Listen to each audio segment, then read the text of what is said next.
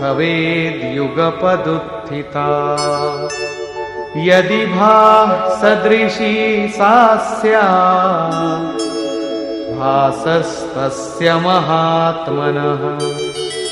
সঞ্জয় বললেন, হে রাজন, আকাশে যুগপৎ সহস্র সূর্যের উদয় হলে যত প্রকাশ হয়, সেই প্রকাশও ওই মহাত্মার প্রকাশের সদৃশ কদাচিৎ হতে পারে।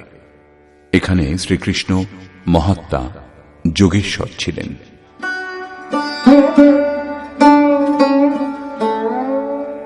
তত্রৈকস্থং জগৎকৃৎস্নং প্রবিভক্তমনেকধা अपश्यद्देवदेवस्य शरीरे पाण्डवस्तदा। পাণ্ডুপুত্র অর্জুন পুণ্যই পাণ্ডু, পুণ্য অনুরাগ উৎপন্ন করে। তখন সেই পরম দেবের দেহে নানাভাবে বিভক্ত সমগ্র জগৎ একত্র স্থিত দেখলেন। ততঃ স বিস্ময়াবিষ্টো হৃষ্টরোমা ধনঞ্জয়ঃ প্রণম্য শিরসা দেবং কৃতাঞ্জলিরভাষত। তদনন্তর আশ্চর্যান্বিত রোমাঞ্চিত অর্জুন পরমাত্মাকে অবনত মস্তকে প্রণাম করে করজোড়ে বললেন। এখানে অর্জুন অন্তঃকরণ থেকে প্রণাম করলেন এবং বললেন, অর্জুন উবাচ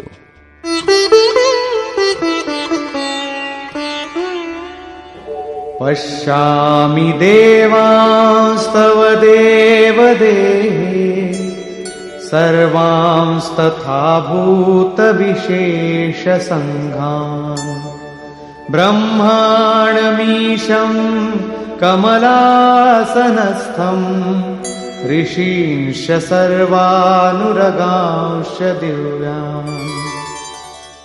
হে দেব, আপনার দেহে আমি সমস্ত দেবতা এবং বহু ভূতের সমুদায়, পদ্মের আসনে অবস্থিত ব্রহ্মা, মহাদেব, সমস্ত ঋষিগণ এবং দিব্য সর্পসমূহ দেখছি।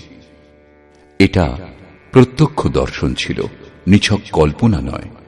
কিন্তু তখনই এরূপ সম্ভব হয় যখন যোগেশ্বর পূর্ণত্বপ্রাপ্ত মহাপুরুষ আন্তরিক দৃষ্টি প্রদান করেন। এটা সাধনগম্য। অনেক বাহুদর বক্ত্র নেত্রম পশ্যামি ত্বাম সর্বতোনন্তরূপম নান্তম ন মধ্যম ন পুনস্তবাদিম পশ্যামি বিশ্বেশ্বর বিশ্বরূপ। বিশ্বের স্বামী, সর্বত্র বহু বাহু, বহু উদর, বহু মুখ ও বহু নেত্র বিশিষ্ট আপনার অনন্ত রূপ আমি দেখছি। হে বিশ্বরূপ, আমি আপনার আদি, মধ্য ও অন্ত দেখছি না, অর্থাৎ আপনার আদি, মধ্য ও অন্তের নির্ণয় করতে আমি অক্ষম।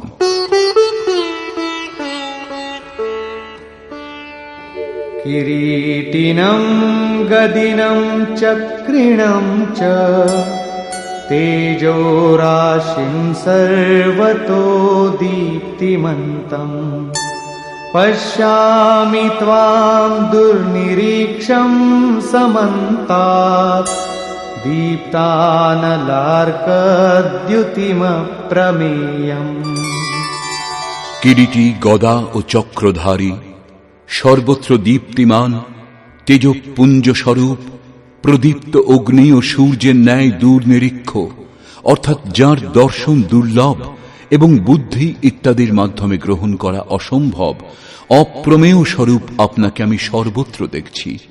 এই রূপ সমস্ত ইন্দ্রিয় দ্বারা সম্পূর্ণরূপে সমর্পিত হয়ে যোগেশ্বর শ্রীকৃষ্ণকে এই রূপে দর্শন করে অর্জুন তাঁর স্তুতি করতে লাগলেন। त्वमक्षरं परमं वेदितव्यं त्वमस्य विश्वस्य परं निधानम् त्वमव्ययः शाश्वतधर्मगोप्ता सनातनस्त्वं पुरुषो मतो मे। ভগবান, আপনি পরম অক্ষর অর্থাৎ অক্ষয় পরমাত্মা এবং জানবার যোগ্য। আপনি জগতের পরম আশ্রয়, আপনি শাশ্বত ধর্মের রক্ষক এবং আপনি অবিনাশী সনাতন পুরুষ। এই আমার অভিমত। আত্মার স্বরূপ কি? শাশ্বত, সনাতন, অব্যক্ত রূপ, অবিনাশী। এখানে শ্রীকৃষ্ণের স্বরূপ কি? সেই শাশ্বত, সনাতন, অব্যক্ত, অবিনাশী। অর্থাৎ প্রাপ্তির পর মহাপুরুষও সেই আত্মভাবে স্থিত হন। তাই ভগবান এবং আত্মা একই লক্ষণযুক্ত। अनादिमध्यान्तमनन्तवीर्यम् अनन्तबाहुं शशिसूर्यनेत्रम् पश्यामि त्वां दीप्तहुताशवक्त्रम् स्वतेजसा विश्वमिदं तपन्तम्। হে পরমাত্মন, আমি দেখছি আপনার আদি, মধ্য ও অন্ত নেই। অনন্ত শক্তিশালী ও অসংখ্য বাহু বিশিষ্ট। পূর্বে সহস্র সহস্র ছিল, এখন অনন্ত হয়েছে। চন্দ্র ও সূর্যরূপ নেত্র বিশিষ্ট। তাহলে তো ভগবান অন্ধ হলেন? একটা চোখ চন্দ্রের ন্যায় ক্ষীণ প্রকাশযুক্ত এবং অন্যটা সূর্যের ন্যায় সতেজ?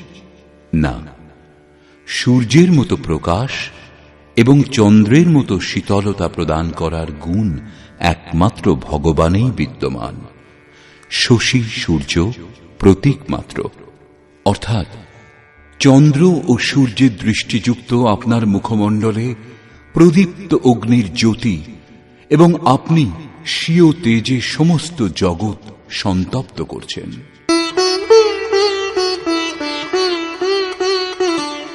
द्यावा पृथिव्योरिदमन्तरं हि व्याप्तं त्वयैकेन दिशश्च सर्वाः दृष्ट्वाद्भुतं रूपमुग्रं तवेदं लोकत्रयं प्रव्यथितं महात्मन्। हे महात्मन, অন্তরিক্ষ এবং পৃথিবীর মধ্যবর্তী সম্পূর্ণ আকাশ এবং সমস্ত দিক একমাত্র আপনার দ্বারাই পরিপূর্ণ। আপনার এই অলৌকিক উগ্র রূপ দেখে ত্রিলোক অত্যন্ত ব্যথিত। अमीहि त्वां सुरसङ्घा विशन्ति